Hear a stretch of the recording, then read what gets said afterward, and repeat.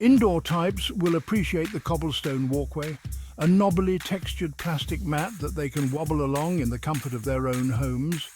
And for the more adventurous, there are shoes designed to throw you off balance. The technology may be cutting edge, but its origins are deep and exotic. Research into the idea that flat floors could be detrimental to our health was pioneered back in the late 1960s.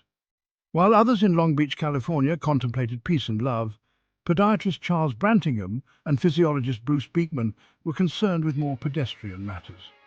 They reckoned that the growing epidemic of high blood pressure, varicose veins and deep vein thrombosis might be linked to the uniformity of the surfaces we tend to stand and walk on. The trouble, as they saw it, was that walking continuously on flat floors, sidewalks and streets concentrate forces on just a few areas of the foot. As a result, these surfaces are likely to be far more conducive to chronic stress syndromes than natural ones, where the foot meets the ground in a wide variety of orientations. The anatomy of the foot parallels that of the human hand, each having 26 bones, 33 joints, and more than 100 muscles, tendons, and ligaments.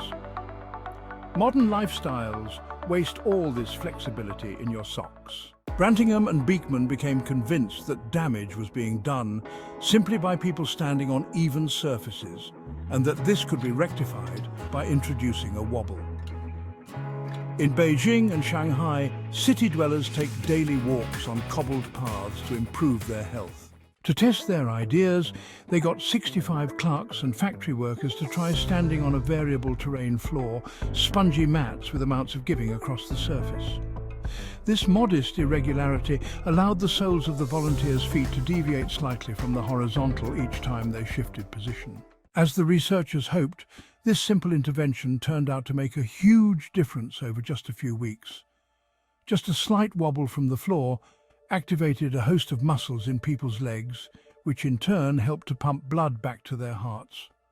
The muscle action prevented the pooling of blood in their feet and legs, reducing the stress on the entire cardiovascular system, and 2/3 of the volunteers reported feeling much less tired. Yet, decades later, the flooring of the world's workplaces remains relentlessly smooth. Earlier this year, however, the idea was given a new lease of life when researchers in Oregon announced findings from a similar experiment with people over 60. John Fisher and colleagues at the Oregon Research Institute in Eugene designed a mat intended to replicate the effect of walking on cobblestones. In tests funded by the National Institute of Aging, they got some 50 adults to walk on the mats in their stockinged feet for less than an hour 3 times a week. After 16 weeks, these people showed marked improvement in balance and mobility, and even a significant reduction in blood pressure. People in a control group who walked on ordinary floors also improved, but not as dramatically. The mats are now on sale at $35. Our first 1,000 cobblestone mats sold in 3 weeks, Fisher says. Production is now being scaled up. Even so, demand could exceed supply if this foot-stimulating activity really is a useful, non-pharmacological approach for preventing or controlling hypertension of older adults, as the researchers believe. They are not alone in extolling the revitalizing powers of cobblestones. Reflexologists have long advocated walking on textured surfaces to stimulate so-called acupoints on the soles of the feet. Practitioners of this unorthodox therapy believe that pressure applied to particular spots on the foot connects directly to corresponding organs and somehow enhances their function. In China, spas, hotels, apartment blocks, and even factories promote their cobblestone paths as healthful amenities. Fisher admits he got the idea from regular visits to the country. In Beijing and Shanghai, city dwellers take daily walks along cobbled paths to improve their health. In the big cities, people take off their shoes and walk on these paths for 5 or 10 minutes, perhaps several times a day, Fisher says. The idea is now taking off in Europe too. People in Germany, Austria and Switzerland can visit barefoot parks and walk along paths of the senses with mud, logs, stone and moss underfoot to receive what's known there as reflexal massage. And it is not difficult to construct your own health pathway.